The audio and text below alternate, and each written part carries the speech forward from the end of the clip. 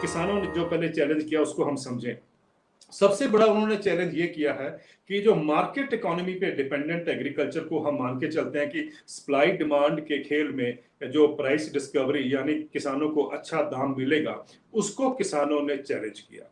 और ये अनफॉर्चुनेट है कि हमारे देश के इकोनॉमिस्ट कभी ये समझे ही नहीं कि ये जो जिस बात को किसान चैलेंज कर रहे हैं, वो उस बात को चैलेंज कर रहे हैं कि जो दुनिया में जो खेती के साथ जो अन्याय हुआ है, वो भी इसी उस पे प्रॉमिस पे टिका हुआ था और वो भी फेल हो गया। ये बात एक्सपर्ट्स नहीं जानते थे, इकोनॉमिस्ट नहीं जानते थे, प्लानर्स नहीं जानते थे, लेकिन किसानों ने इस बात की तरफ देश का जो ध्यान है वो आकर्षित किया। एक बात तो हमें ये समझनी है। दूसरी बात देखिए, अभी आप अगर कुछ सालों में स्पेशली अमेरिका में जब से जो बाइडेन साहब राष्ट्रपति बने हैं, तो उन्होंने एक स्टेप बैक लिया है।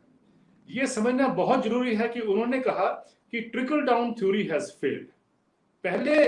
कोई भी राष्ट्रीय अध्यक्ष हैं जिन्होंने ये एक्नॉलेज किया अपने पब्लिक एड्रेस में कि trickle down theory has failed, जिसके ऊपर सारा इकोनॉमिक डिजाइन जो है दुनिया में और भारत में जो है हम पालन करते आए हैं। वर्ल्ड बैंक हमें हर बार कहता है कि ट्रिकल डाउन को आप मान्यता दीजिए या उसको सोच के आगे चलिए। दूसरी बात, अभी मैं एक बहुत जाने माने इकोनॉमिस्ट है ट्रेड पे अमेरिका में, और उनका अभी एक मैं लेख पढ़ रहा था। वो ये कहते हैं कि एक बहुत साल पहले, अगर आपको भी याद होगा, कि एक वॉशिंगटन कंसेंसस बना था जिसके तहत इकोनॉमिक लिबरलाइजेशन को एग्रेसिवली फॉलो करना था। अब क्या है कि अमेरिका उस वॉशिंगटन कंसेंसस से 1 या 2 कदम पीछे हट गया है।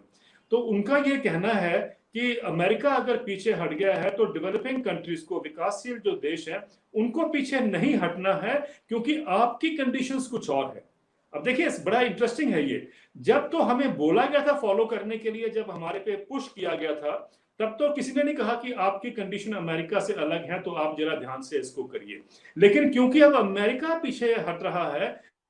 कहा जाता है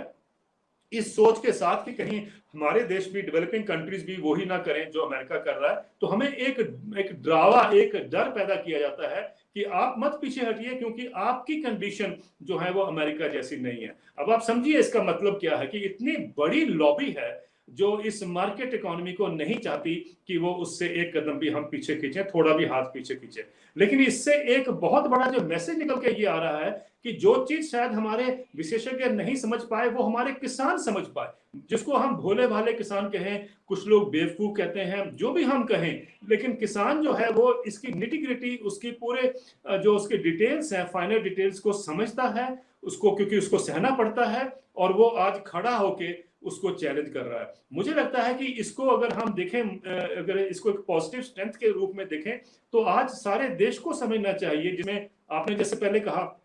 कि उसमें एम्प्लॉइज भी हैं, उसमें वर्कर्स भी हैं, उसमें अलग कास्ट का जो आप कह रहे हैं कॉन्फ़िगरेशंस, वो सब मिलके देखें तो उनको भी ये समझना है कि बेसिकली इकोनॉमिक डिजाइन जो है, जिसको किसानों ने पहले शुरुआत में चैलेंज किया, और क्योंकि अब शायद इसलिए नजर आ रहा है क्योंकि वो अब दलित को भी इंक्लूड कर रहे हैं, वो अलग अलग कास्ट के ग्रुप्स हैं उनको भी लेके आ रहे हैं, जितने शेड्यूल कास्ट ट्राइब्स हैं उनको भी लेके आ रहे हैं। तो अब हमें शायद नजर आ रहा है कि ये जो किसानों की जो डिमांड थी, जो पहले सिवाय लॉज को वापस ले जाने के लिए या एमएसपी को लीगल करने के लिए तक सीमित थी, अब उनको लग रहा है कि ये नहीं, ये तो और भी बड़ा एक स्पेक्ट्रम जो है उसकी तरफ इन्होंने एक मोर्चा खोला है। लेकिन ये इंपॉर्टेंट इसलिए है कि जो काम हम नहीं कर पाए, हम मतलब पढ़े लिखे नहीं कर पाए, वो आज किसान, देश का गरीब कहिए या अनपढ़ कहिए, या हम माने कि उसको समझ ही नहीं है, वो आज अपनी जितनी भी सोच उसकी है, उसको कलेक्टिवली उस सोच को लेकर वो आज हमारे सामने खड़ा है। तो आई थिंक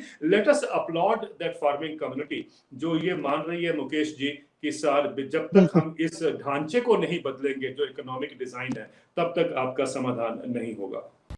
सत्य हिंदी का ऐप डाउनलोड करें गूगल प्ले स्टोर पर।